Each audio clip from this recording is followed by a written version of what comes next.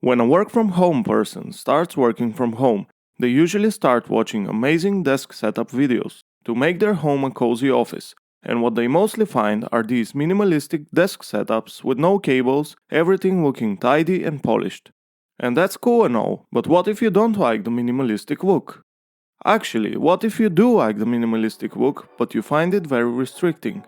That's why in this video we are going overboard and we will maximize the desk setup completely with controllers. My desk is going to get so cluttered you'd feel the need to come over and tidy up a bit. I will show you how I built some custom DIY macropads that will most likely clutter your desk, but I promise you're going to find them very helpful if you decide to build them. Each of these controllers has a specific use case. Some of the controllers you've already seen in my previous videos and some are brand new. Let's start with a simple one. I'm working on a Mac, so I need a device that will let me open specific folders quickly, show and hide the desktop, control the volume levels, navigate through tabs, and so on. For this, I designed a simple PCB that holds an Arduino Pro Micro along with 15 mechanical switches, a rotary encoder and a potentiometer, and two CD4051 8-channel multiplexers. Then I designed a classic, extremely simple enclosure which has holes for all the components. For the PCB, I simply went to JLC PCB, the sponsor of this video. JLC PCB is a high-quality PCB manufacturer. They make really high-quality PCBs at the lowest prices. Their production service is very fast, just like their shipping times, and I get my PCBs in just about a week. JLC PCB provides lowest pricing even on 6-layer boards. They are not just a PCB manufacturer, they are a one-stop shop for all your electronics projects needs. You can get flexible PCBs, PCB assembly, SMT stencils, 3D printing services, CNC machining, mechatronic parts, and more. The order process is intuitive and very simple. Just grab your Gerber files, drag them onto their website, and you can get an instant quote. For the PCBs, you can choose the thickness, color, and many other customizations. The best part is, you can get 5 boards up to 10 by 10 cm for only $2. Get your PCBs made by JLC PCB. So I received my PCBs and they look fantastic.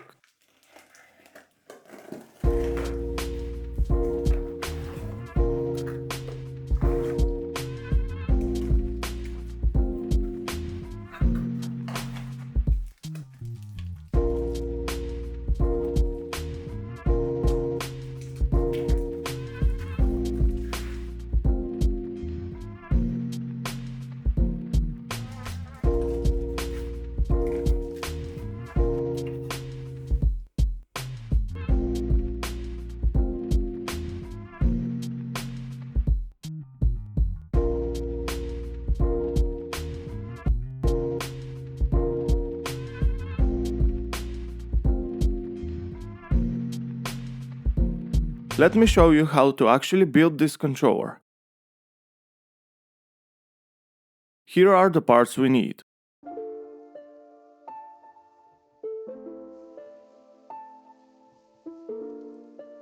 The first step is to prepare the enclosure and add heatset inserts into the screw holes.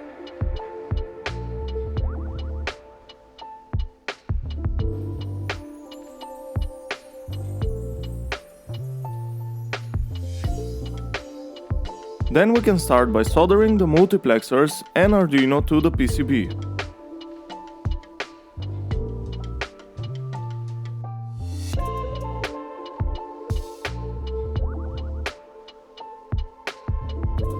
I listened to all your advice in the comment section, so I built myself a fume extractor, which works really well.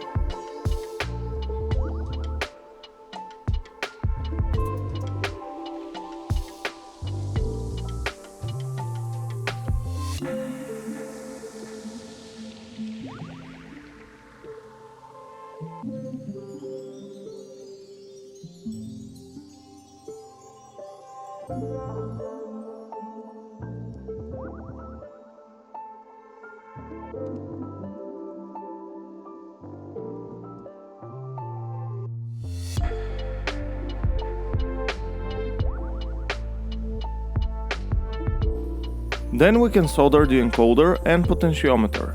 We have to leave the mechanical switches last because the enclosure acts as a plate to which they clip on, so we have to add them after the PCB is mounted to the enclosure.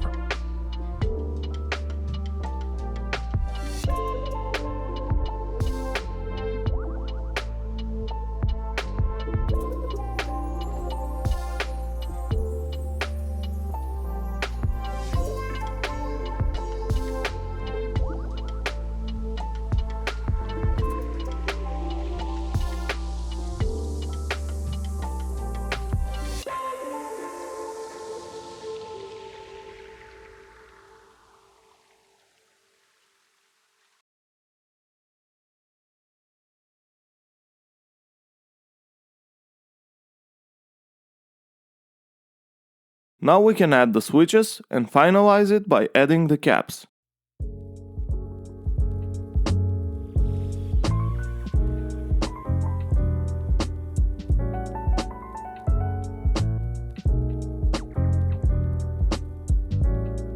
I forgot to trim the excess pins from the Pro Micro here, and I'm using a towel to stop them from flying away because they might hurt you or damage the equipment.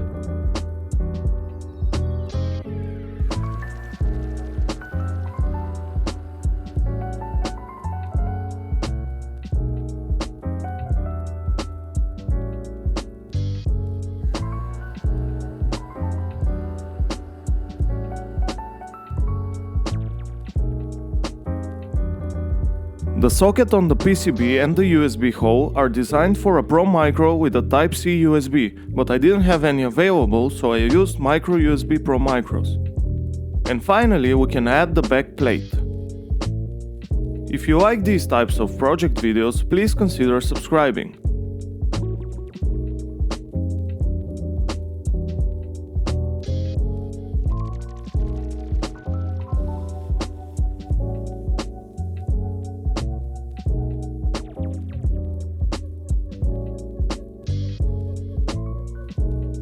Now we can simply upload the Arduino sketch and we have built a controller. Stick around a bit more to see it in action. Let's build one more controller before we continue setting up the desk. For this controller we need 16 mechanical switches and keycaps,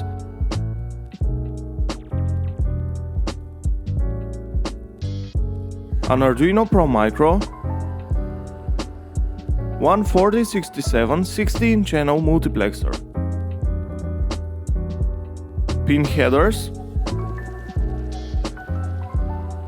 headset inserts, screws,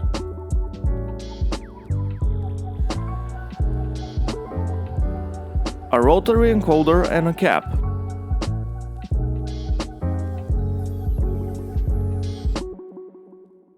A 1.44-inch TFT display, the custom PCB,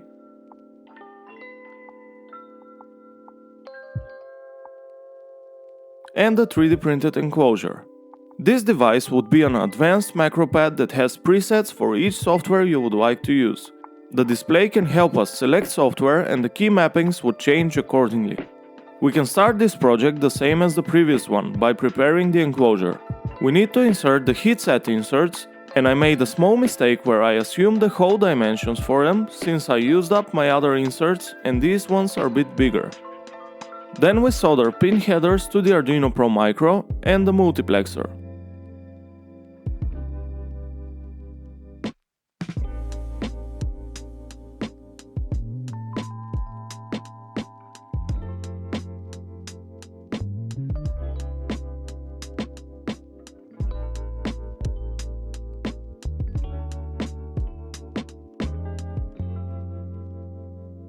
Now we can simply insert the Pro Micro in the PCB, solder it, and then cut the excess pins, because they need to be flush under the TFT display.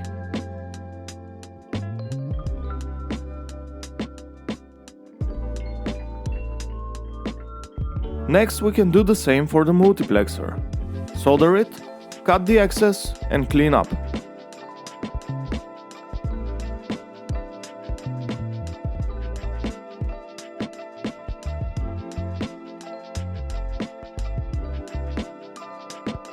Now we can add the display, and this is what the board looks like at this point.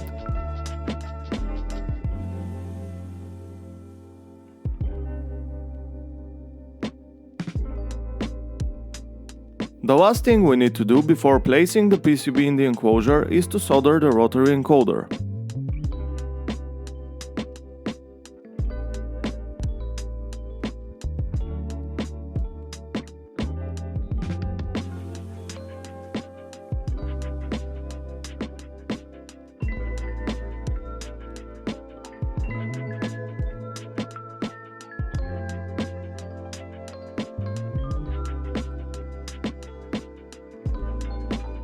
Turns out my enclosure doesn't really fit, so I made a change to the design.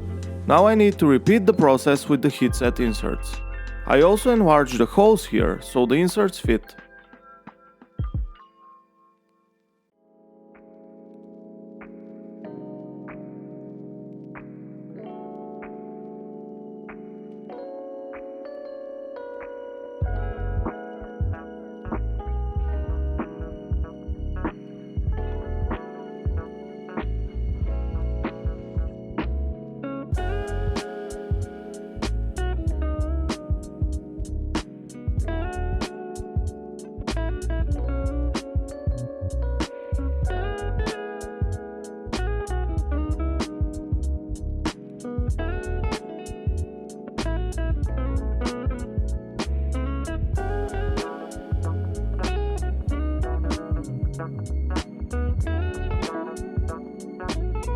The PCB fits perfectly.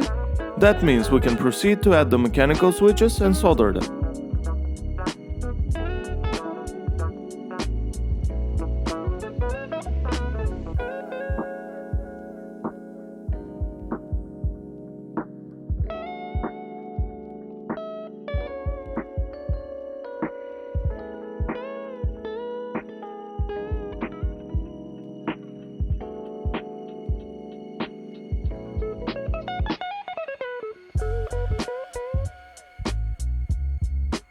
Let's add the final touches.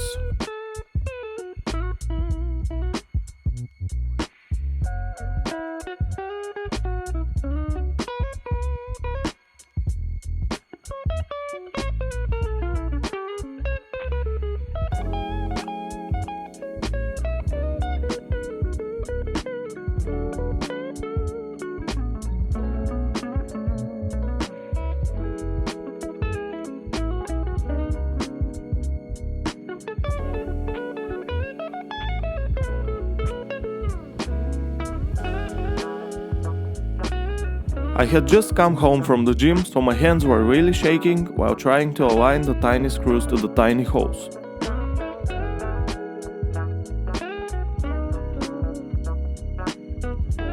Here we have another macropad done. Now let's see what the new controllers can do. Let's start with the simpler one. This one has an encoder, a potentiometer and 15 mechanical switches. Since I wanted to be able to control native macOS features, I had to use a mapping software called Carabiner. This allowed me to map specific native functions, like key presses to launch software applications and the potentiometer to control the volume.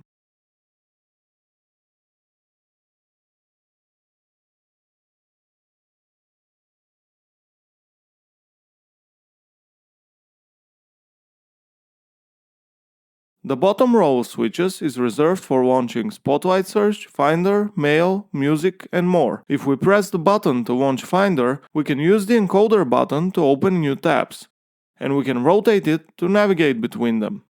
This also works in the browser. I also mapped a couple of buttons to change the display brightness. The best part is, if you build this controller, you can map all the switches to the shortcuts you need.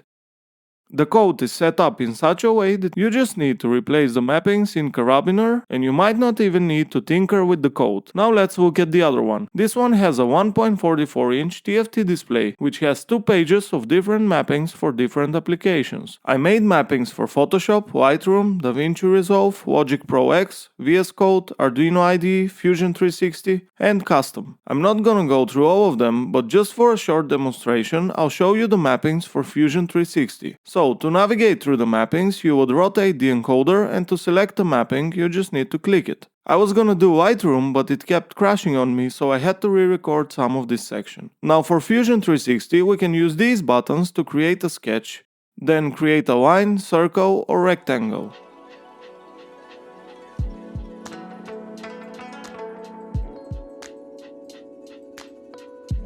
Then these buttons to extrude and fillet.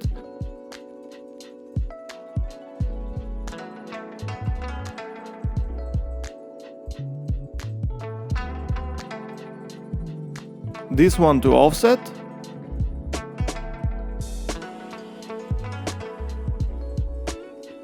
This one to add dimensions, and so on.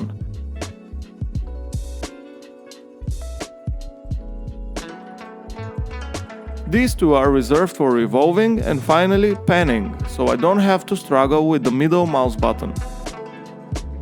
So I'm still getting used to using them, but I already see a significant improvement in my productivity.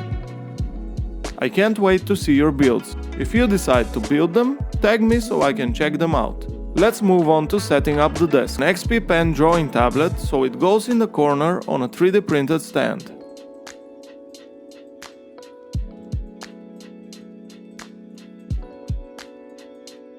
Now a mouse pad and a keyboard pad, and the mouse and keyboard.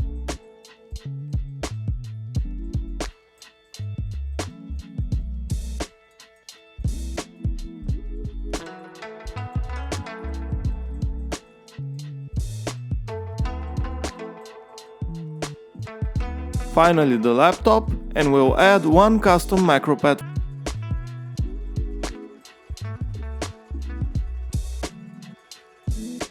First the mousepad and mouse and keyboard. I'm using the Magic Keyboard now because my other mechanical keyboard stopped working. And the wrist rest? Now here's the deal, you can do anything on this desk. You want to play some tracks? Use the DJ controller. Want to edit some videos? Use the video editing deck. Need to do some office work? Here's the pens and notes holder. And let's not forget the workhorse, a MacBook Pro M1 Pro. Here's my 3D printed USB and SD cards holder.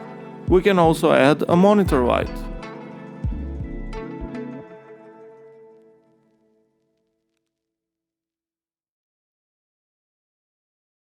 I need to charge my phone, watch and earbuds, so here's a 3-in-1 wireless charger. Here's the two new controllers, closer to the keyboard.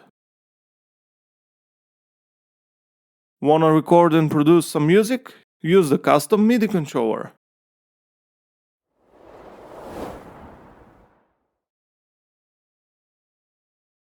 This is a secret controller I built a few years ago.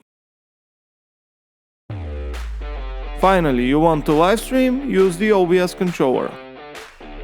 Here's the final look of the desk.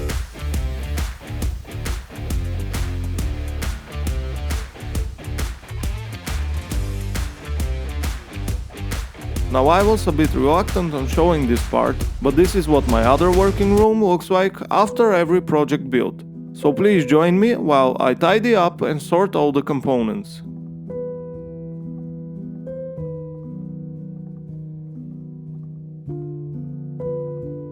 Also, this is a great time to ask for your support. If you like the videos that I make and all the projects, please consider subscribing and joining my Patreon, where I share behind the scenes working on the projects before they are ever released.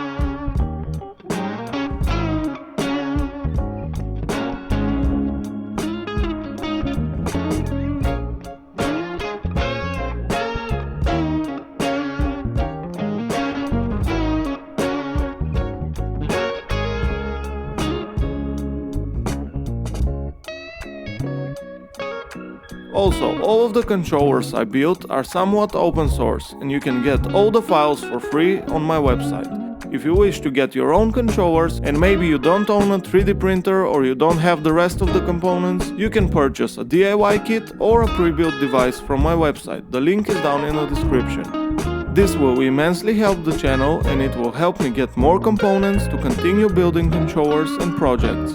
Just a teaser, I recently started building guitar effects pedals, so you'll be able to see some of them soon. Thank you for watching, my name is Risto and I will see you next time.